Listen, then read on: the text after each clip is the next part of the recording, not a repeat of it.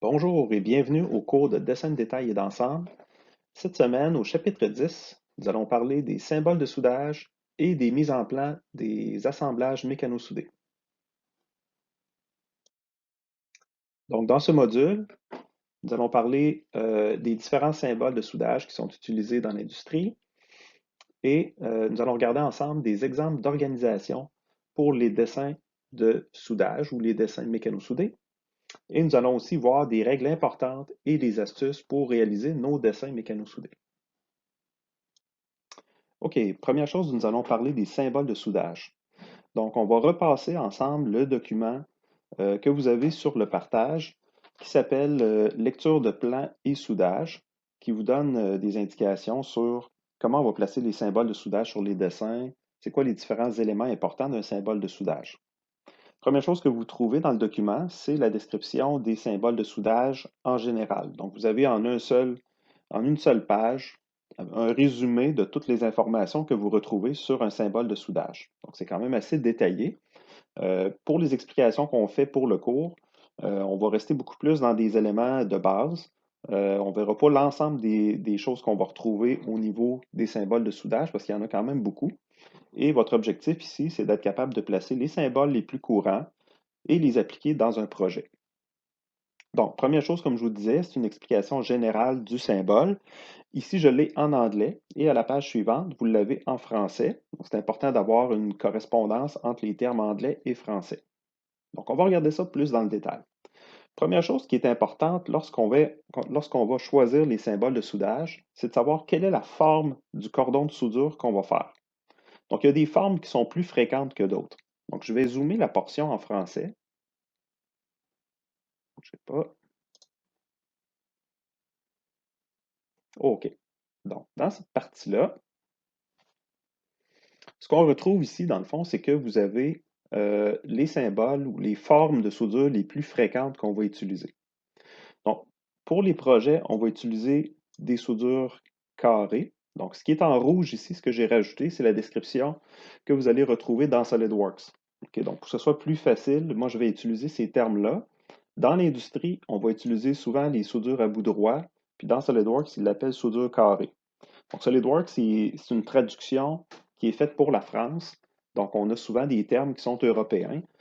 Ici, lorsqu'on parle de soudage, souvent on va utiliser les termes en anglais directement ou encore on va utiliser les traductions qui sont plus canadiennes-françaises. Mais pour SolidWorks, moi, je vais utiliser les termes en rouge ici parce que c'est les plus, je dirais, c'est ceux que vous allez voir à l'écran lorsque vous allez travailler sur SolidWorks. Donc, la soudure carrée ou la soudure à bout droit, ici, va servir à assembler deux plaques ensemble, bout à bout. On va en avoir des exemples plus loin. Autre symbole qu'on va utiliser, c'est la soudure en V, la soudure en demi-V ou la soudure en K, la soudure à bord évasé et la soudure congée. Donc, la soudure congée, ça, c'est vraiment la plus utilisée. Pourquoi? Parce que c'est une soudure qui est facile à faire, étant donné que je n'ai pas de préparation particulière, je n'ai pas de chanfrein à usiner, et puis ça va créer un joint d'assemblage qui est très solide.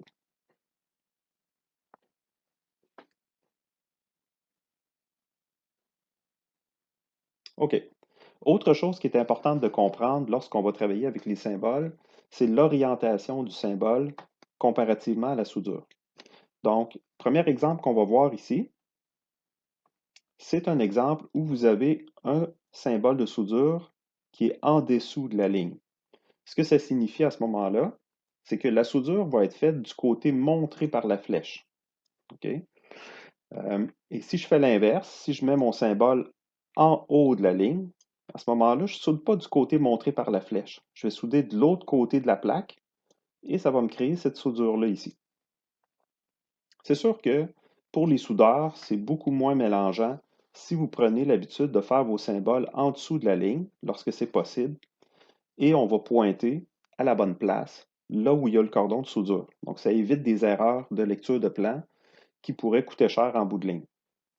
Si je vous donne d'autres exemples, ici on a un symbole qui est en haut et en bas à la fois. Donc, ça signifie que le soudeur doit mettre de la soudure du côté montré par la flèche et de l'autre côté de la plaque aussi. Les autres exemples qu'on voit là, vous avez deux flèches qui pointent à deux endroits. Ça, je l'aime un peu moins, celle-là. OK? Donc, habituellement, on va essayer de placer un symbole par-dessus, comme ça. Et si pour X raison, on ne veut pas faire ça, on veut pointer vraiment avec deux flèches, ben, à ce moment-là, il faudrait sortir la flèche plus loin et rajouter une jonction pour venir changer la direction de la flèche et pointer je dirais, vers le coin qui va être soudé. OK? Donc, de cette façon-là, ça fait une représentation qui est plus claire. Mais c'est quand même pas l'idéal. C'est pour ça qu'on utilise souvent les symboles des deux côtés. Cet exemple-là, bon, il est un petit peu tordu, mais c'est des choses qu'on peut voir des fois. Donc, vous avez une plaque en coin ici, puis ce qui est un peu, ce qui porte à confusion, c'est qu'on a deux autres plaques ici. Mais dans le fond, pour notre symbole de soudage qui est représenté là, ces deux plaques-là, on n'en a pas besoin. Ils ne font pas partie de l'assemblage soudé. Donc, ils sont juste là pour vous mélanger, dans le fond. Donc, on a un symbole en haut et en bas, ce qui veut dire que je vais souder du côté montré par la flèche et de l'autre côté du joint soudé. Donc, ça va me donner ce type d'assemblage-là.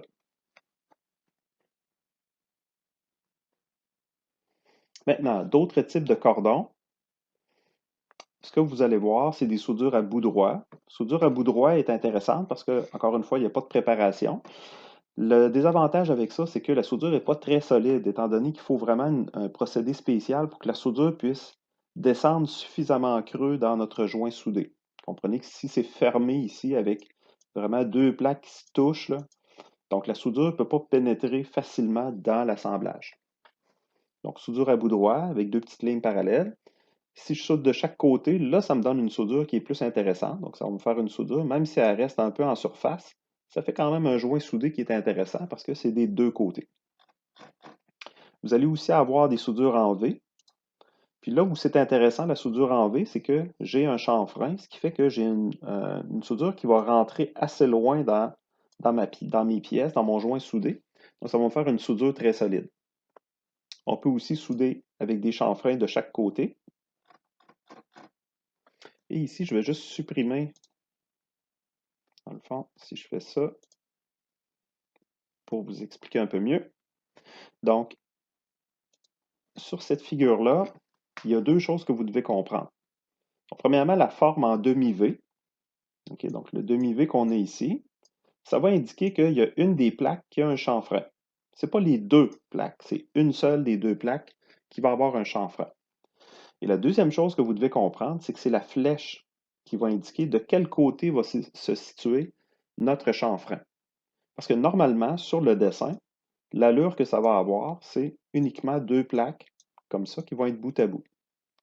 Et ensuite, je vais indiquer la soudure avec mon symbole. Donc, on ne représente jamais les chanfreins sur les dessins de détail. OK? Donc, je vais avoir mon symbole de soudure en V comme ça. Et c'est le sens de la flèche qui va indiquer que c'est cette plaque-là qui est soudée. Maintenant, si je veux indiquer que c'est l'autre pièce qui est soudée, ce que je vais faire, c'est que je vais inverser mon symbole, ma flèche, c'est-à-dire, de façon à ce qu'elle pointe vers l'autre plaque. Et là, ça va signifier que mon chanfrein est de ce côté-là. Si j'avais mon chanfrein, mon symbole en haut de la ligne du symbole de soudage, ben, ça voudrait dire que la soudure se fait de l'autre côté, comme ça. OK. Donc, ça fait quand même plusieurs choses à retenir là-dessus. Ensuite, vous pouvez avoir le chanfrein demi-V des deux côtés, donc en haut et en bas, des choses qu'on peut voir. Ça fait une soudure assez solide parce qu'il y a une belle pénétration dans le joint soudé. Maintenant, les assemblages bout à bout, il y en a d'autres aussi qu'on voit ici, mais ça, c'est des soudures un peu différentes. On va en parler peut-être plus tard.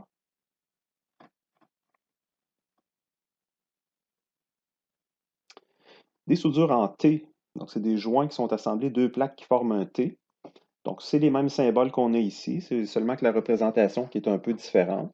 Et on vous donne aussi des combinaisons qui peuvent être un petit peu plus complexes, donc soudure en congé avec soudure en V, etc. Donc, c'est des exemples, il faudrait prendre le temps de les regarder si vous avez des cas qui ressemblent à ça dans vos projets. Maintenant, celui-là est intéressant, puis là, je vais supprimer les petits dessins que j'avais faits déjà.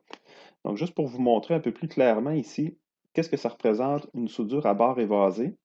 Donc, la soudure à barre évasée, c'est lorsqu'on a une pièce qui est ronde, donc soit comme une barre ronde, ou ça peut être aussi un tube avec des barres arrondies.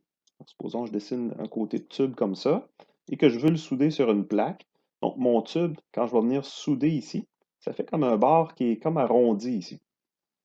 Donc, le symbole à utiliser, c'est ce symbole-là, OK, qu'on va appeler la soudure à barre évasée.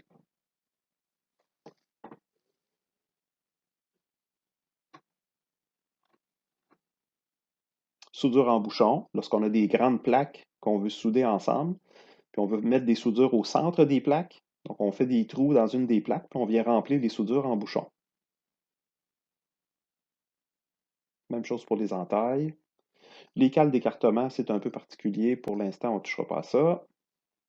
Et ce qui nous intéresse par la suite, c'est les mesures des symboles. OK. Donc, ça va être quoi les dimensions importantes à faire attention sur nos dessins? Eh bien, la première soudure ou le premier chiffre qui est important, c'est la grosseur de la soudure. Donc, à gauche de mon symbole qui représente la forme, toujours à gauche, j'ai la dimension de la soudure. Donc, si j'ai une soudure de 8 mm, donc on le voit dans l'exemple, en fait, non, on ne le voit pas ici, on le voit un petit peu plus loin. Donc, je vais vous le dessiner ici, là. C'est que si mon joint est comme ça, puis que je fais une soudure de 8, eh bien, c'est la largeur de la soudure comme ça ici, qui mesure 8 mm. Ensuite de ça, les autres mesures qu'on va avoir, c'est les longueurs. Donc, si j'ai juste le chiffre 50, ça veut dire que j'ai une soudure de 50 mm de long. Donc, vu de côté, je vais faire juste un petit bout de soudure, comme on voit sur la figure ici. Je ferai juste un petit bout de soudure de 50. Maintenant, ce n'est pas ça que j'ai sur ma figure ici. J'ai 50-200. Le 200, ça veut dire que c'est le pas de soudure. Donc, le pitch en anglais. Donc, c'est la distance qu'il va y avoir d'un centre d'une soudure à l'autre centre de soudure. Donc, sur ma figure ici, on le voit bien. J'ai une soudure qui est représentée. Ça ne va pas super bien parce qu'il me met un symbole en même temps. OK. Donc, c'est ça. J'ai une soudure qui est représentée. Il ne faut pas que je descende trop bas, là. Donc, j'ai une soudure qui est représentée par, dans le fond, les tacs noirs qui sont ici, les petites barres noires. Et ce qu'on voit, c'est que j'ai une distance de 200 mm qui vont séparer chacune des soudures. Donc ça, c'est les mesures importantes à respecter. Puis moi, dans mes projets, je ne vous demanderai jamais de mettre d'autres types de soudures qui pourraient être plus complexes que ça en termes de dimension. Donc, vous n'avez pas à mettre plus de chiffres que ça. Donc, il y a tout le temps maximum 3 chiffres à mettre sur les soudures. Le premier, c'est la grosseur de soudure. Le deuxième, c'est la longueur. Et le troisième, c'est le pitch, ou le pas, la distance qu'il y a d'un centre d'une soudure à l'autre. Même principe si on vous donne un autre exemple, là, et le résultat qui va avec. Donc, des soudures de 80 mm de long, 6 de large et 230 100 100. Maintenant,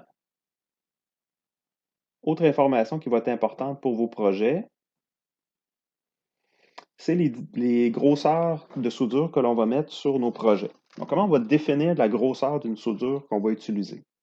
Ben, il y a une règle du pouce qui dit qu'on va mettre une soudure qui va être à peu près la moitié de l'épaisseur de la plaque ou des plaques qu'on va souder.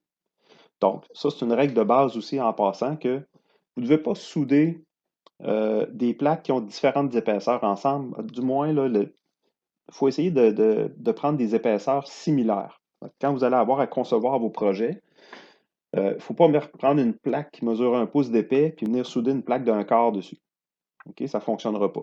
Donc, par exemple, du 6 mm avec du 25 mm, ça ne fera pas une belle soudure ensemble. Du moins, ça va être très difficile à souder. Ça va prendre un procédé qui est plus complexe. Il faudra chauffer la grosse plaque. Sinon, ça ne fonctionnera pas bien. Donc, si vous avez des épaisseurs de plaques similaires, c'est parfait. Maintenant, comment définir la grosseur du cordon de soudure? Mais on va toujours prendre environ la moitié de l'épaisseur de la plaque. Donc, dans mon petit tableau que je vous donne ici, si j'ai une soudure sur des plaques qui sont faites d'épaisseur de 6 mm, donc ça c'est un quart de pouce, et moins, la grosseur de cordon de soudure, ça va être 3 mm. je ne peux pas faire une soudure en bas de 3 mm. OK, ça commence à être petit, là. 3 mm, même là, ça prend un bon soudeur pour réussir à faire ça. Et des bons procédés de soudage. Euh, En pouces, ça donne 1/8 de pouce. Donc, 1/8, c'est la limite que je peux faire. Donc, on ne peut pas souder plus petit que 1/8. Ensuite, si j'ai des plaques qu'on vous donne ici de 6 à 12 mm, on va prendre 5 mm de soudure. De 12 à 20, c'est 6. Et de 20 et plus, c'est 8. Mais là, ça va dépendre ici, là. Donc, il y a toujours des procédés spéciaux rendus dans des épaisseurs comme ça. Donc, plus que 3/4 de pouce d'épais, ça commence à être une soudure qui est particulière. Donc, ça prend des soudeurs qui sont qualifiés pour faire ça. Euh, Maintenant, la règle du pouce, comme je vous disais, on met le cordon de soudure la moitié de l'épaisseur. Donc, si j'ai une épaisseur de plaque d'une demi, je vais prendre un cordon de soudure d'un quart. OK? Ça ne donne rien d'en mettre plus que ça, parce que ça va avoir tendance à faire trop chauffer les plaques, puis ça va créer des faiblesses dans vos plaques plutôt que d'avoir plus de solidité.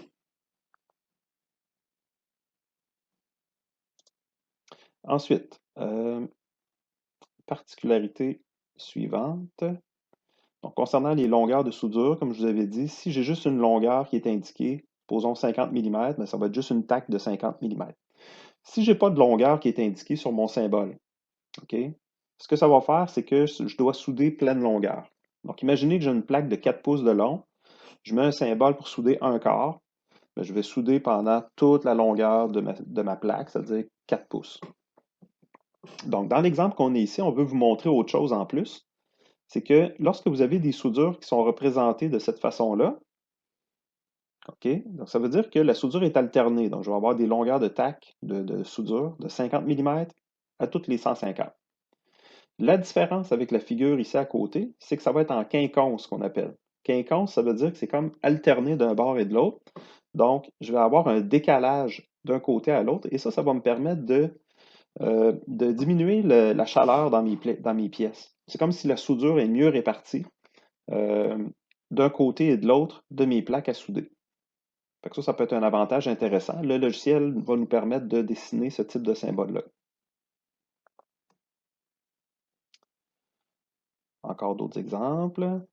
Préparation, ça c'est des dimensions. Ça, on tombe dans le compliqué ici, là. Donc, lorsque vous avez vraiment toutes les dimensions que l'on peut indiquer, moi, je ne vous demanderai pas de faire ça dans le cours. Non plus pour les finitions de soudure, je ne vous demanderai pas de choisir les types de soudure, mais sachez que vous avez ici des types de finitions, supposons grinder, machiner, au chipper ou au marteau. Donc, ça peut être tout dépendant là, les types de finitions qu'on va avoir. Mais dans mes projets, on n'a pas besoin de faire ça. Symbole de reprise non plus. Recharge non plus. Fusion complète non plus. OK, soudure tout autour. Ça, c'est intéressant. Je vais la zoomer un peu ici. Premier exemple. Soudure tout autour, c'est lorsqu'on a le petit symbole que vous avez ici. C'est un cercle finalement qu'on va rajouter autour de la jonction entre la flèche et le symbole de soudure. Donc, ce petit cercle-là, je vais vous montrer comment le faire dans SolidWorks tout à l'heure. Ce symbole-là est intéressant parce qu'il permet de dire au soudeur, soude tout le tour de ce qui est pointé par la flèche. Donc, ici j'ai un chanfrein à faire, la flèche me pointe la direction du chanfrein, donc le chanfrein est sur la pièce d'en haut. Ici, on le voit bien. Et puis, je vais commencer à souder, puis le soudeur va faire le tour de la barre ou du tube, et il va finir exactement là où il a commencé. Donc, il n'arrête pas de souder tant qu'il n'a pas fermé sa boucle. Je vous donne un exemple ici sur un autre type de pièce. Donc, ce n'est pas parce que la pièce n'a pas une forme circulaire, donc le cercle n'a pas rapport avec la forme de la pièce. Ici, j'ai une forme de poutre en I, et c'est le même principe. Donc, le soudeur va commencer à souder.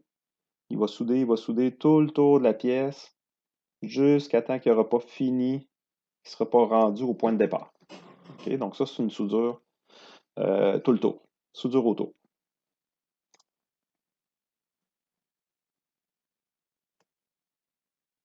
Soudure au chantier. Si vous voyez le symbole du drapeau, ça veut dire que c'est pas soudé en atelier. C'est que ça va être assemblé lors de l'installation sur le chantier. Le deuxième symbole qu'on va utiliser, qui signifie la même chose, c'est le point noir, mais lui, je l'aime moins parce qu'il n'est pas très apparent. Puis un petit point noir comme ça, on peut le manquer là, facilement en atelier, ce qui fait que les soudeurs vont assembler toutes les pièces et ça ne passera pas dans la porte de l'atelier.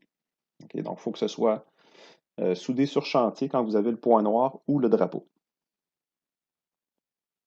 On peut faire plein de combinaisons. Au niveau des positions de soudage, c'est sûr que c'est difficile de souder dans des positions autres que la position horizontale de base. Si vous devez souder en montant, en descendant, etc., ça peut amener des challenges au niveau de la soudure. Euh, il peut y avoir des descriptions qui sont écrites dans la queue du symbole. La queue du symbole, c'est quand vous avez un symbole de soudage, posant avec une flèche ici, la queue du symbole, c'est comme une ouverture comme ça. Donc là, il peut y avoir de l'information ici sur comment souder, quel procédé on va utiliser, quelle machine on va utiliser, etc. Donc, il y a beaucoup d'informations qu'on peut mettre au bout du symbole de soudage. Comme par exemple les types de procédés, vous avez des abréviations standards que vous pouvez utiliser. Soudure au MIG standard, c'est du GMAW. Soudure au TIG, c'est du GTAW, etc., etc. Il y a plusieurs symboles. Et ensuite, à la fin du document, je vous donne des petits exercices, ceux qui veulent se pratiquer. Et puis, j'ai la correction aussi un petit peu plus loin dans le document. Donc, ça peut être intéressant là, juste pour pratiquer les symboles. Puis être sûr que quand vous allez faire vos projets, vous savez vraiment comment dessiner vos symboles de soudage.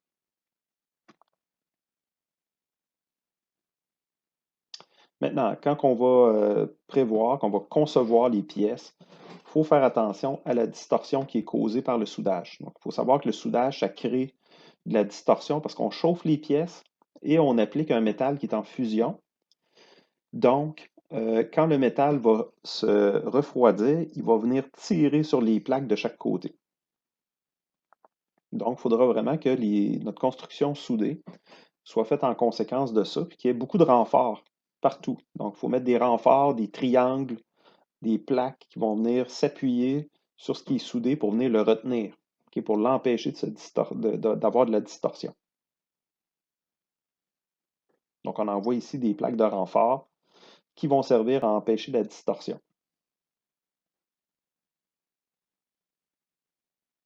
Maintenant, ce n'est pas tellement le but du cours, fait que je les passe rapidement. Je veux juste être sûr que j'ai rien oublié d'important.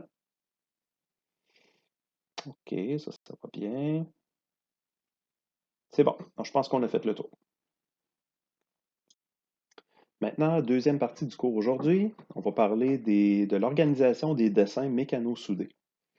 Donc, je vais vous présenter ici un exemple de projet que vous avez disponible sur le partage PBDAR 02 dans le dossier exemple de projet mécano-soudé.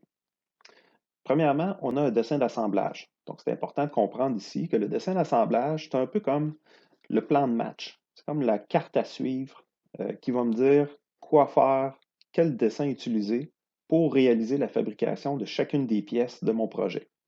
Donc, pour me retrouver dans l'ensemble des dessins, parce que là, on peut avoir, ici, c'est un petit projet, j'ai juste 5 dessins, mais on peut avoir des gros projets où il va y avoir des centaines et des centaines de dessins. Donc, le dessin d'assemblage principal, c'est lui qui me sert à me retrouver dans le projet et qui va me guider, dans le fond, pour trouver le chemin à suivre.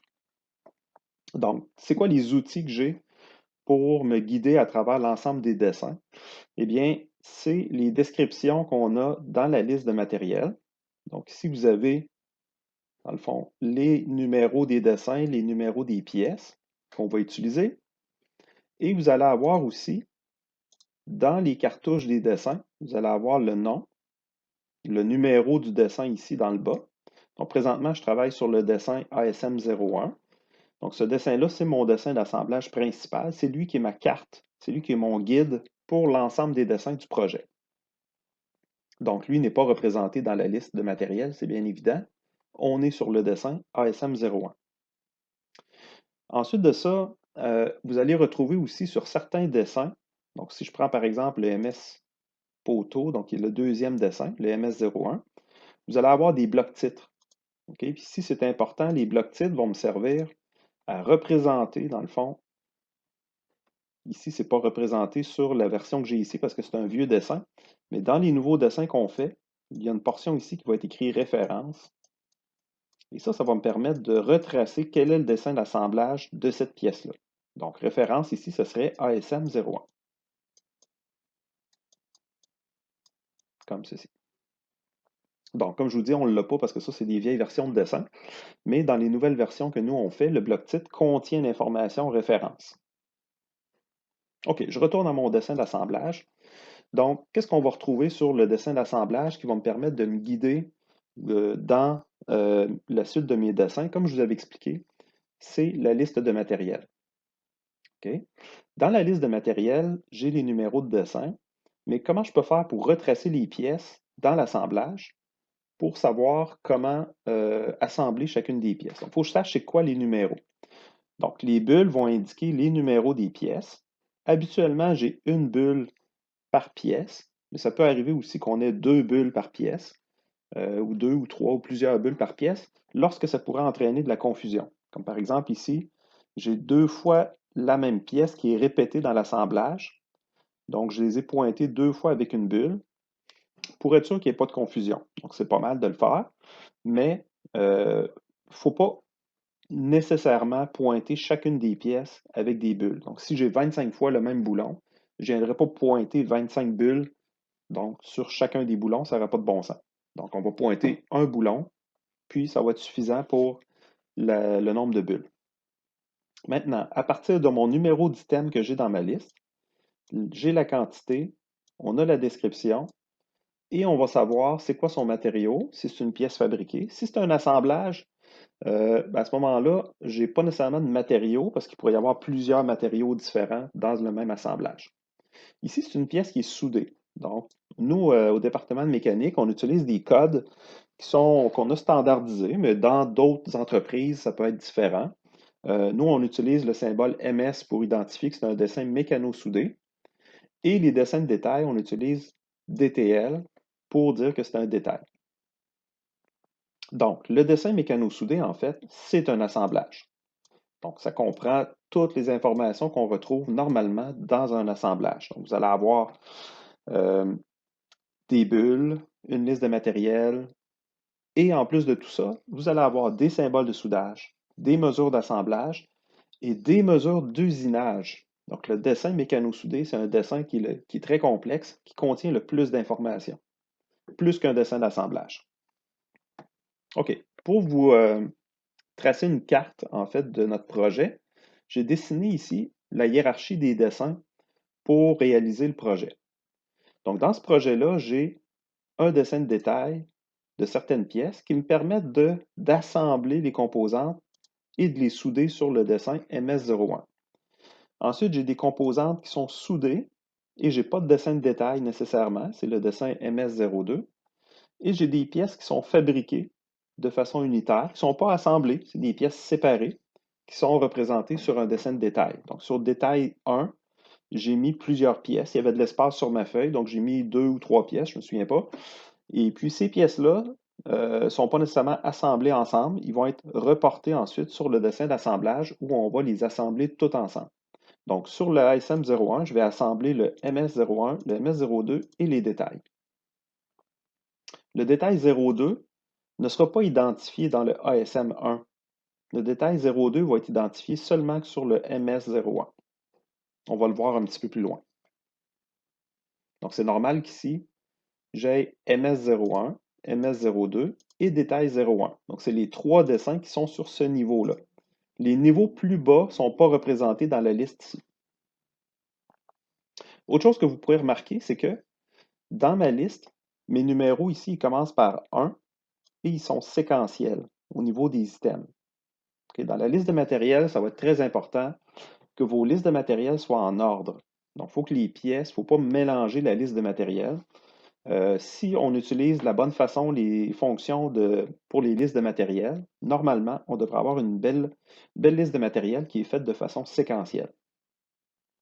Maintenant, je vais aller voir le dessin MS01, qui est notre premier dessin mécano-soudé. Donc, le dessin MS01. Regardons c'est quoi les éléments importants qu'on retrouve sur notre dessin mécano-soudé. Donc, comme je vous avais expliqué, le dessin mécano-soudé, c'est un dessin important qui a beaucoup d'informations. Il va contenir l'information de ce qu'on retrouve normalement sur un assemblage. Donc, il va avoir des bulles, des listes de matériel. Il va avoir aussi des dimensions hors tout. Ici, je ne l'ai pas, mais il aurait fallu les mettre. Donc, je vais les rajouter pour votre explication ici. Normalement, dimension hors tout, j'aurai la longueur totale, la largeur, etc. Les largeurs, je pourrais mettre ça ici, tiens. Largeur totale, dans l'autre sens. Donc, en X, Y, Z, les dimensions hors tout, très important sur les assemblages. Ça va me permettre de représenter, je dirais, une vue générale de mon item, puis les dimensions. Si je veux faire, par exemple, la livraison de l'assemblage, si je veux savoir si ça passe dans les portes. Donc, une fois assemblé, les dimensions peuvent être assez grandes. Donc, c'est important là, de les mentionner sur les dessins. Ce pas des mesures précises ici. On va utiliser des mesures en fractions pour les dimensions hors tout, ou des mesures juste en millimètres, pas de décimales. Maintenant, qu'est-ce qu'on retrouve sur notre dessin mécano-soudé en plus des informations d'assemblage? Bien, on va retrouver plusieurs types de dimensions. Donc, je vais les écrire ici pour que ce soit clair. On va se faire un petit résumé. Donc, les premières dimensions qu'on a dit, c'est les dimensions hors tout. Deuxième type de dimension qu'on va retrouver, c'est les mesures d'assemblage. Donc, c'est quoi des mesures d'assemblage? C'est des distances qui vont permettre au soudeur de positionner les pièces à souder. Comme par exemple, ici, je vous donne, ça, je vais supprimer ça. Donc, je vous donne une plaque sur laquelle je vais venir souder le poteau, donc le gros tube de 178 mm. Donc, ce tube-là, pour le positionner au centre, le soudeur doit laisser 76 mm de chaque côté du tube. Donc, ça, c'est une mesure d'assemblage. Ça va permettre au soudeur de faire son travail de positionnement. Ce qu'on va retrouver en plus des mesures d'assemblage sur mon dessin, ça va être des mesures d'usinage. Et ça, c'est un petit peu plus compliqué. Les mesures d'usinage que vous allez retrouver sur un dessin mécano-soudé, ça veut dire que c'est des mesures c'est de l'usinage qui est fait après le soudage. Donc, c'est des éléments de géométrie, par exemple des trous percés, des rainures, des surfaces qui sont usinées. C'est toutes des dimensions qui n'existent pas avant le soudage. OK? Donc, sur les dessins de détail des pièces, avant qu'ils soient assemblés, il n'y aura pas ces trous-là. Donc, ces trous-là vont apparaître, ou ces géométries-là vont apparaître uniquement après que l'assemblage est soudé. OK? Donc, ça va être très important de se souvenir de ça pour vos projets, parce que c'est une erreur que les étudiants font souvent, c'est qu'ils vont mettre les dessins de détail complets avec les trous, alors qu'ils devraient être faits après le soudage. Okay. Donc, ce qu'on retrouve ici, c'est toutes des dimensions. Là, présentement, j'en ai pas d'usinage sur ce dessin-là. Donc, l'exemple n'est pas, c'est pas le meilleur là, pour ça, mais dans l'autre dessin, on va en avoir, je crois. Donc, on va voir, sinon, on va en avoir d'autres exemples plus tard. OK. Autre type de mesure qu'on va retrouver, c'est bien sûr les symboles de soudage. Qu'est-ce que j'ai écrit? OK. Donc, comme on a vu dans la théorie précédemment, il va y avoir des symboles qui vont permettre de faire la soudure. Donc, ici, on envoie un symbole, soudure tout le tour, soudure en congé. Donc, on va souder dans le petit coin qu'il y a là. Si je zoome un peu, là, vous voyez ici, ça crée un petit coin là, au niveau des plaques. Et puis, j'ai une grosseur de soudure de 4 mm et c'est une soudure pleine longueur. Donc, je n'ai pas de dimension d'inscrit ici au niveau de la longueur. Ça signifie que le soudeur doit faire en continu tout le tour de la plaque. Si j'avais une longueur, par exemple, de 50, à ce moment-là, je ferais juste une taque qui aurait 50 mm de long. Puis si j'avais écrit, supposons, 50 à toutes les 200, ben là, j'aurais des bouts de soudure de 50 mm, j'en aurais à toutes les 200 mm. OK. Même chose ici. J'ai un symbole de 5, donc grosseur de 5 mm. Un peu plus gros. Probablement que les plaques sont plus épaisses ici. Et puis, j'ai pas de longueur. Ça signifie que c'est soudé en continu tout le tour. Et j'ai le symbole autour ici qui est comme un cercle qui vient indiquer que c'est soudé tout le tour de mon tube. Puis même si le tube n'est pas rond, c'est un tube carré, c'est le même symbole qu'on utilise. OK, si on regarde le dessin suivant. Donc, sur ce dessin-là, mécano-soudé, avant de passer à l'autre dessin, peut-être une chose qui est importante ici de mentionner, dans la liste de matériel, vous allez retrouver des numéros qui sont légèrement différents ici. Donc, c'est important que les numéros de pièces que je vais avoir dans mes assemblages soudés, il faut que ce soit différent des numéros que j'ai dans mon assemblage. Donc, si vous continuez à la suite des numéros dans mon assemblage, supposons que j'ai 10 pièces dans l'assemblage, je vais continuer à 11, 12, 13, etc. Maintenant, pourquoi moi, je n'ai pas pris cette technique-là? Ce que j'ai fait, moi, c'est que j'ai rajouté 10 en avant de mon numéro ici. OK, donc, ça me donne le chiffre 101. Puis la deuxième pièce, c'est 102, 103. Donc, ça signifie au soudeur que la pièce 101, ça va sur le dessin mécano-soudé 1. La pièce 102 va sur le dessin mécano-soudé 1 aussi. Donc, c'est le premier chiffre qui vient indiquer au soudeur c'est quoi le dessin mécano-soudé. Si c'était pour aller sur le dessin mécano-soudé 2, donc le MS2, j'aurais parti mes chiffres à 201. OK? Donc, le premier chiffre indique le dessin mécano-soudé et le dernier chiffre indique le numéro de la pièce de ce dessin-là. Donc, pourquoi j'utiliserais ça plutôt que de faire une séquence avec le dessin d'assemblage? Eh bien, c'est parce que le problème qui est arrivé, c'est qu'en faisant des projets, on s'est rendu compte que souvent, les projets vont évoluer en cours de route et il y a des pièces qui se rajoutent dans l'assemblage. Et là, le problème, c'est qu'il fallait refaire toute la numérotation à chaque fois qu'on modifiait l'assemblage. Tandis qu'ici, étant donné que j'ai beaucoup de numéros disponibles avant d'arriver à 101, eh bien, ça me donne un certain nombre de chiffres que je peux rajouter dans mon assemblage. Et ça ne crée pas de problème pour la suite.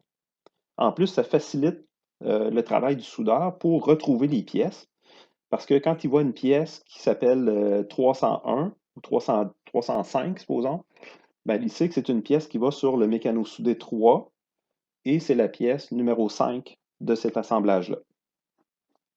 OK, je vous donne d'autres exemples avec les dessins suivants. Donc, ici sur mon dessin, vous voyez que j'ai la pièce détail 2 qui est identifiée. Donc, le dessin de détail 2, je vais retrouver là-dessus le tube de poteau et la plaque de base. Donc, est-ce que je vais le voir ici? Ouais. Donc, ça, c'est mon dessin détail 1. Ça, c'est mon dessin détail 2. OK? Donc, le détail 2, c'est les pièces que j'ai besoin de fabriquer pour réaliser mon dessin mécano-soudé 1. Comment je le sais? Eh bien, c'est écrit ici dans le coin de mon dessin. Donc, si je me retourne avec mon crayon, comme ceci. Donc, vous voyez qu'ici, j'ai une référence qui est écrite MS01. Maintenant, faites attention, ça c'est une vieille version de dessin. Dans les nouveaux dessins, on n'a pas cette indication-là. On va l'avoir uniquement au niveau des blocs titres. Donc, c'est ici qu'on verrait référence MS01. Nous, c'est comme ça qu'on va le faire. Même chose ici, il n'y aura pas d'échelle là, ça va être MS01. OK. Donc, qu'est-ce que je retrouve sur ce dessin de détail-là? Donc, contrairement au dessin mécano-soudé, sur un dessin de détail, j'ai uniquement les dimensions de fabrication. Okay? Je n'ai pas de mesure d'assemblage, parce qu'il n'y a pas d'assemblage ici, c'est seulement que les pièces qui sont fabriquées. Donc, on va retrouver là-dessus toutes les dimensions nécessaires pour fabriquer les composants. Notez ici qu'il y a une erreur sur ces dessins-là, dans ce projet-là, c'est qu'il y a certains dessins qui sont faits en pouces et certains dessins qui sont faits en métrique. Donc ça, il faut faire attention à ça. Lorsqu'on travaille sur nos projets, essayer d'avoir une continuité des unités tout le long du projet. Si je travaille en métrique, tout est converti en métrique. Et si je travaille en pouces, tout est en pouces. Pardon. OK. Dessin suivant, c'est le dessin de détail des plaques. Donc, on a une plaque d'inspection et une barre filetée en U qui est pliée. Donc, on a les dimensions pour fabriquer ça. Donc, le détail 1, c'est un dessin qu'on retrouvait directement, c'est des pièces qui vont directement sur l'assemblage. Maintenant, je vous donne le dernier dessin, qui est un dessin mécano-soudé, mais qui a une particularité intéressante. Donc, qu'est-ce qu'on retrouve sur ce dessin-là? comme un dessin d'assemblage, je vais retrouver des bulles. Les bulles sont placées en rectangle autour de la pièce de l'assemblage. On va retrouver la liste de matériel avec l'indication, la description des pièces, etc. Ici, comme c'est le dessin mécano-soudé 2, eh bien, je vais retrouver des numéros de pièces qui commencent à 201, 202, 203, etc. OK, donc ça va me permettre d'avoir une belle distinction entre les numéros des pièces qui vont sur le mécano-soudé 1 et les pièces qui vont sur le mécano-soudé 2. J'ai aussi un bloc titre. OK, donc tous les dessins mécano-soudés, ils contiennent les éléments de l'assemblage, mais ils contiennent aussi les éléments des dessins de détail. Donc j'ai nécessairement un bloc titre. C'est ici que je vais pouvoir indiquer au soudeur la référence. Donc c'est quoi, dans le fond, le dessin dans lequel je vais retrouver ces pièces-là. Je vais retrouver aussi dans le bloc titre les quantités à produire, les matériaux à utiliser. Autre chose qu'on retrouve, c'est des symboles de soudage, comme on voit ici, et des dimensions d'assemblage, on en voit ici. On a aussi des dimensions hors tout, donc ça va être la longueur totale, par exemple 510 ici, 255 total ici pour ma pièce, ma largeur, longueur, etc. Donc ça, c'est vraiment mon dessin mécano-soudé ici. Je n'ai pas de mesure d'usinage sur cette pièce-là encore. C'est un projet très simple, hein, donc on se limite, là. Plus tard, on va avoir d'autres exemples avec de l'usinage. Maintenant, ce qui est particulier avec cette feuille-là, pardon, c'est que j'avais un gros trou blanc ici, il me restait de l'espace, et je me suis dit, plutôt que d'utiliser un dessin de détail supplémentaire pour cette petite pièce-là ici, je me suis dit qu'on pourrait utiliser l'espace blanc que j'ai sur le dessin mécano-soudé et de venir rajouter un dessin de détail sur le dessin mécano-soudé. Donc, c'est un peu de mélanger les choses, vous allez dire, mais c'est plus simple comme ça parce que le soudeur a directement l'information comment fabriquer la pièce. Et j'ai aussi des pièces dans ma liste de matériel qui sont juste des pièces coupées. J'ai des pièces qui n'ont pas de dessin de détail. Comme par exemple le tube de 202 de 102 par 102. C'est un tube qui est juste coupé en longueur. Donc, on me donne la longueur ici à couper, qui est 489 mm de long. Et quand je vais couper mon tube, je vais juste le couper droit. Il n'y a pas de perçage, rien. C'est juste une longueur coupée. Et je vais venir souder mes autres pièces dessus. Même principe pour la plaque carrée qui est la plaque debout ici, la numéro 203. Donc cette plaque-là, c'est juste une plaque rectangulaire ou carrée qui mesure 96 par 96 par 4,8 mm d'épais. Donc je suis capable de découper cette plaque-là par cisaille, avec la cisaille. Et puis, quand la plaque est découpée, je peux venir la souder. Donc je n'ai pas à faire de perçage, quoi que ce soit, il n'y a pas de géométrie complexe. Donc, la règle à suivre, si vous avez des pièces simples à préparer, vous n'avez pas nécessairement besoin de dessin de détail. Donc, vous voyez qu'ici, dans ma liste, j'ai juste pas mis de numéro de dessin parce qu'il n'y en a pas de dessin. C'est une pièce très simple. Toutes ces dimensions de fabrication, ils rentrent dans la description. Même principe pour celle-là. Je suis capable de tout donner les dimensions pour fabriquer la pièce. À ce moment-là, je n'ai pas besoin d'un dessin de détail. La seule pièce que j'ai besoin d'un dessin de détail, c'est une pièce qu'on retrouve sur le dessin MS02, qui est le dessin sur lequel on est actuellement. OK? Donc, c'est cette pièce-là ici. Donc, elle est bien identifiée avec un bloc titre. On a ses informations et on a son numéro de pièce, 202. Donc, il n'y a vraiment pas de confusion ici. Et c'est une pièce qui va sur cet assemblage-là. OK? Donc, je ne pourrais pas utiliser mon espace qui est ici pour fabriquer une pièce qui va sur un autre assemblage. Là, ça deviendrait un petit peu trop mélangeant pour les soudeurs.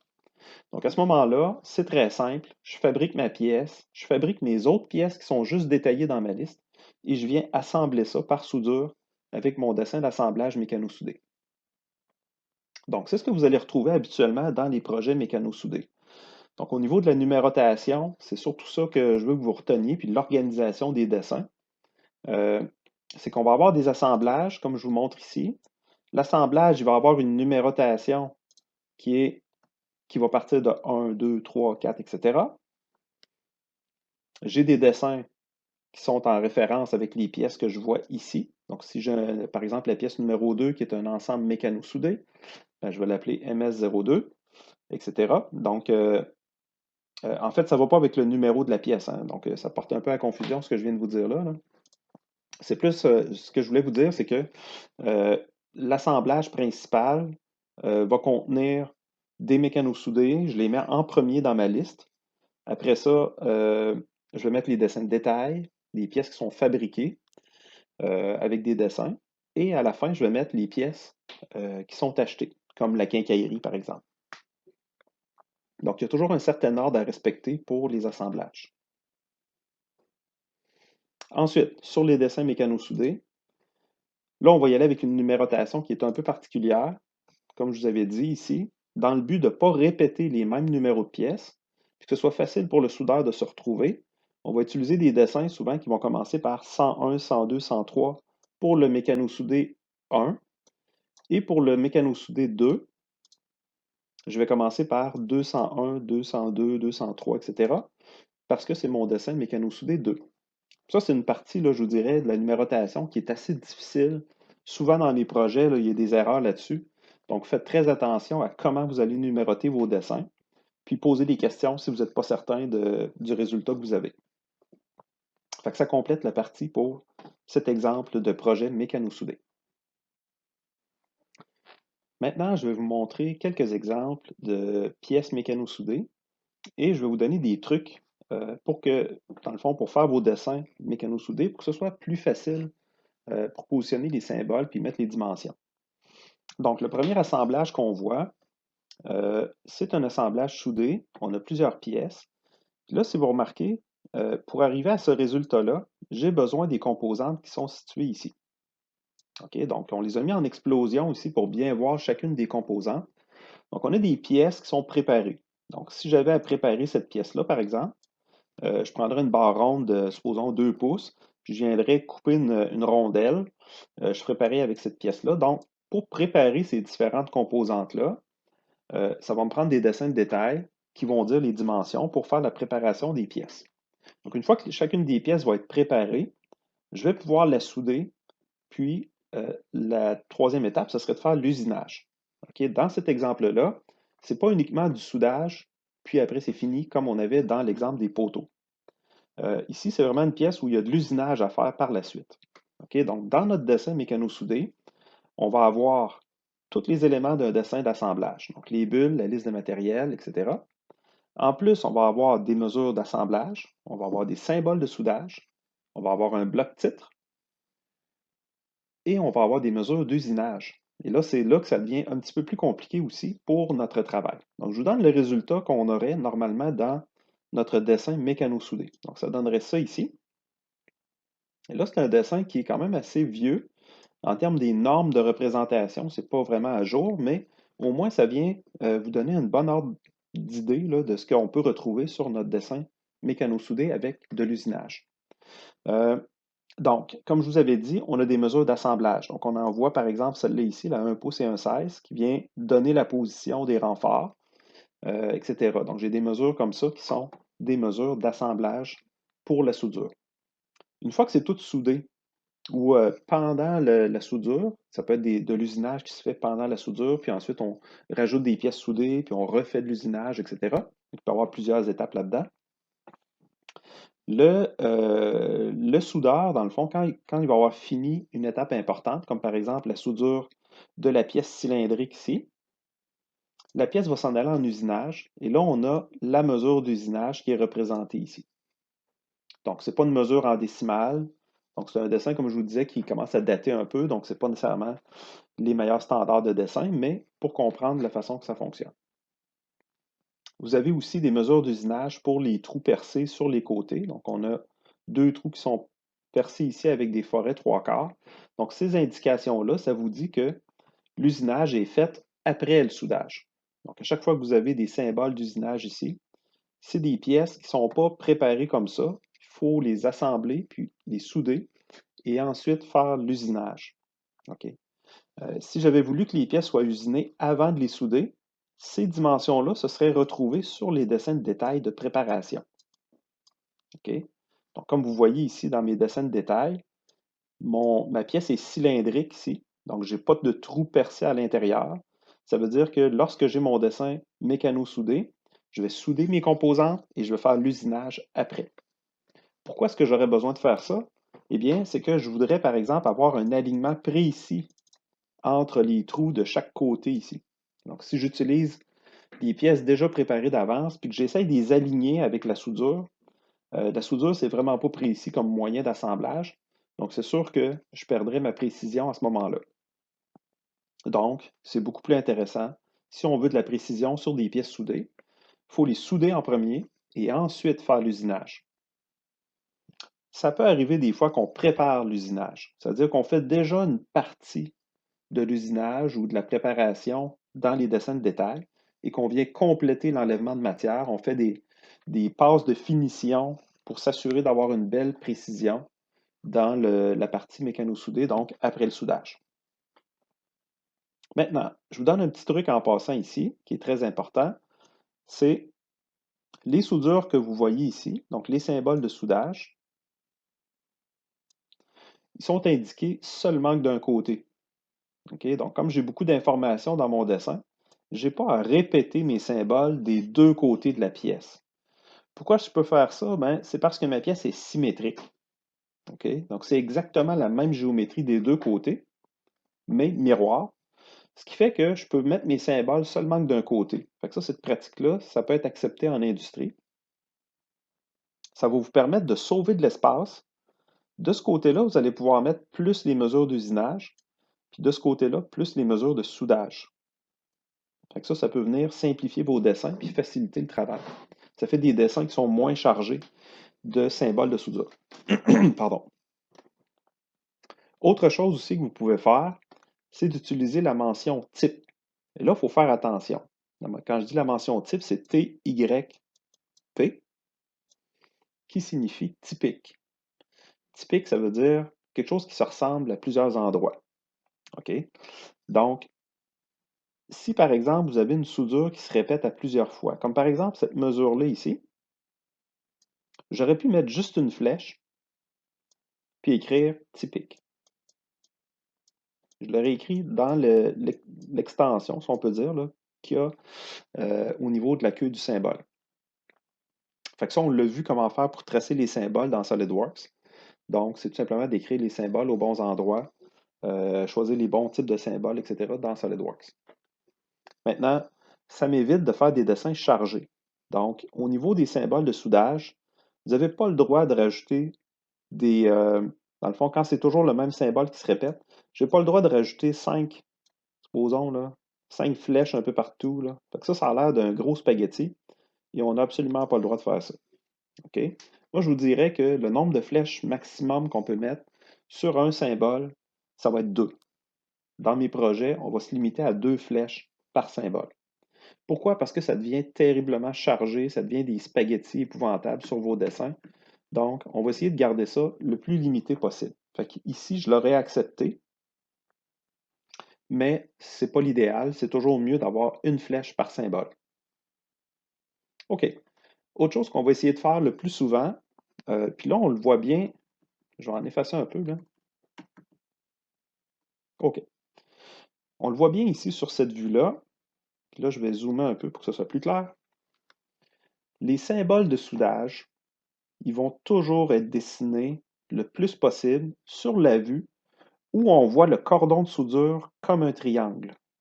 Okay, donc, cette soudure-là ici, là, on la verrait de côté, comme ça. Ça formerait comme un triangle. Même principe pour celle-là, je la verrais ici, comme des triangles.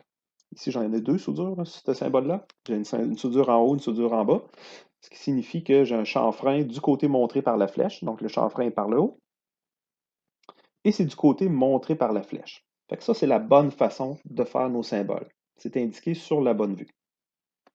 Maintenant, ce symbole-là ici, lui, il est moins bon un peu.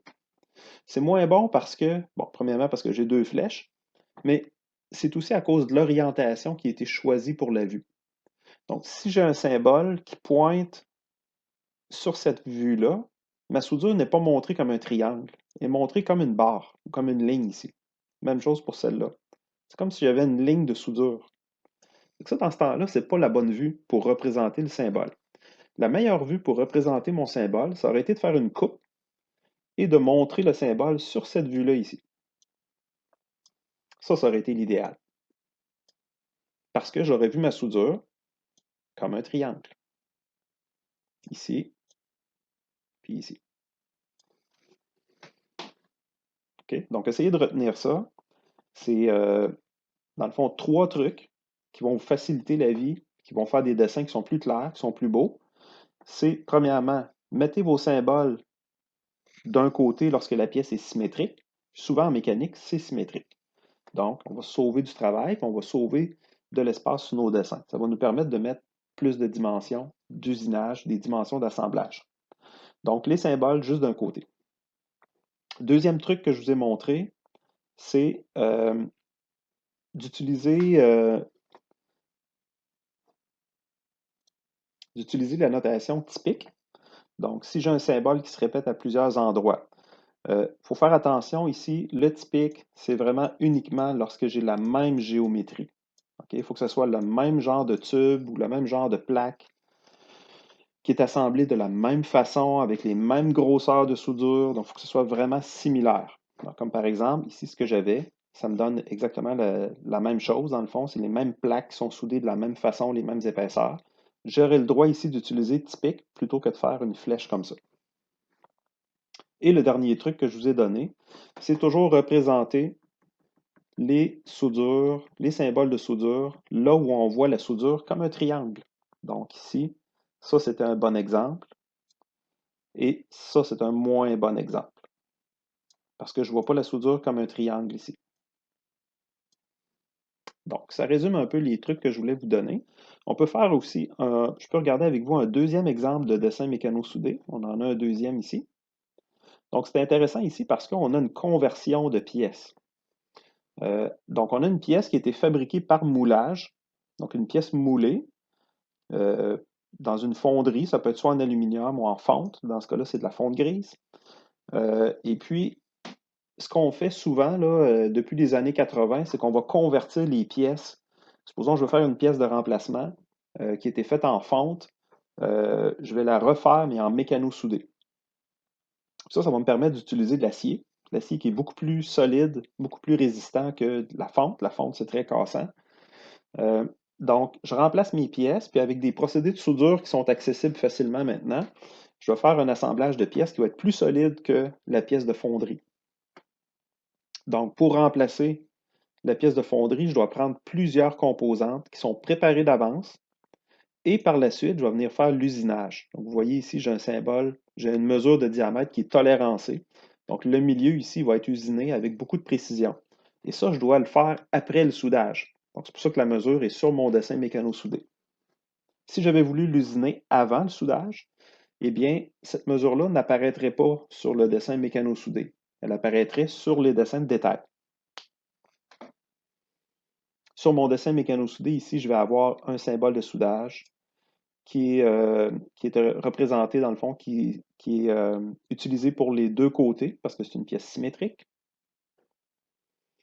On l'a pointé dans la mauvaise direction ici. C'est peut-être pas un bon exemple à suivre, mais j'ai juste une vue. C'est-à-dire, j'ai juste deux vues, je n'ai pas la vue de côté, donc c'est impossible de mettre cette mesure-là, ce symbole-là, sur la bonne vue.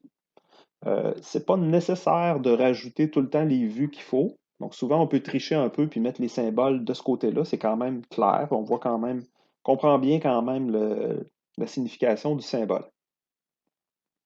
Ici, on a utilisé un moyen que j'aime un peu moins, là. Donc, c'est de rajouter des flèches à répétition. Donc, moi, j'utiliserais plutôt une seule flèche et j'inscrirais typique.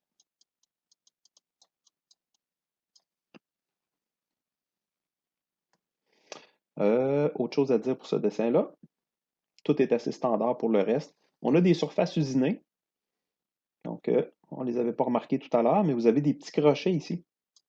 Donc, quand vous allez voir des petits crochets comme ça signifie que c'est des surfaces usinées. Donc, probablement que la longueur ici est importante. On nous donne 2,5 pouces. C'est même pas une mesure d'usinage là, qui est précise en décimales. Mais comme je vous disais, c'est des vieux dessins. Puis à cette époque-là, tout est en fraction, même les surfaces usinées. Donc, nous, aujourd'hui, on ferait une distinction. On mettrait des décimales ici pour montrer que c'est une surface précise qu'on doit usiner.